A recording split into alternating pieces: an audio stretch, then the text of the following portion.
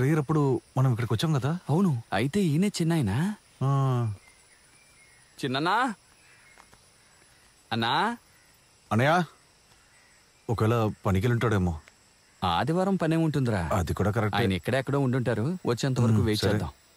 ఎలాగైనా ఒప్పించాలి. అన్నయ్య అన్నయ్య రే, ఎలా రా ఆయన ఒంటరిగా ఇక్కడ ఉంటున్నారు? నేనైతే ఉండలేను రా బాబు. ఇక్కడ మనం ఉండడానికి వచ్చామంటే కాదనుకో, ఏదో ఊరికి వచ్చారు.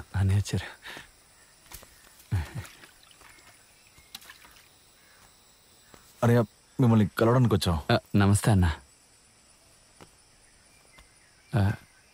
అంటే వచ్చి కూర్చోండి. రారా రా రా రా కూర్చో. తాగడానికి ఏమైనా టీ ఇవ్వండి. లేదు పర్లేదు, ఇప్పుడే దారిలో తాగొచ్చు. ఇప్పుడే తాగాం. వద్దన్నా, థ్యాంక్స్. ఊరుకోరా. ఏంట్రా నువ్వు?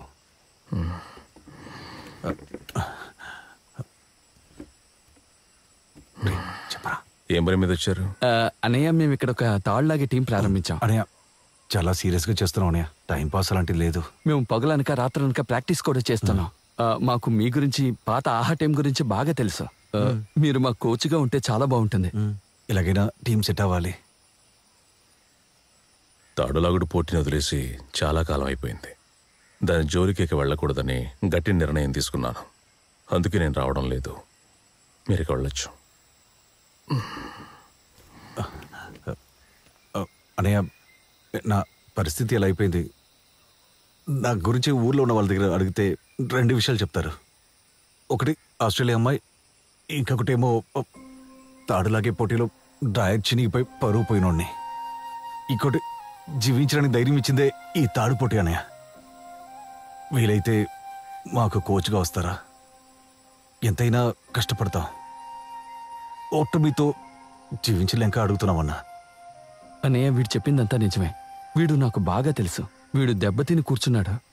మీ వల్లైతే వీడికి సహాయం చేయండి అన్న. మీ మీద కోపం కానీ ఆవేశం కానీ లేవు. నా వయసు సహకరించట్లేదు. ఇక ఆ పోటీకి రాదలుచుకోలేదు. అలా అయితే బయలుదేరతాం. రారా వెళ్దాం.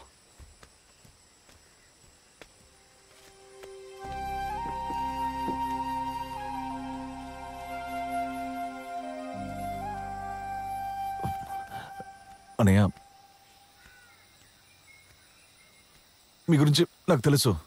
మీరేమనుకుంటారంటే మీ గురించి ఎవరు అర్థం చేసుకోరని.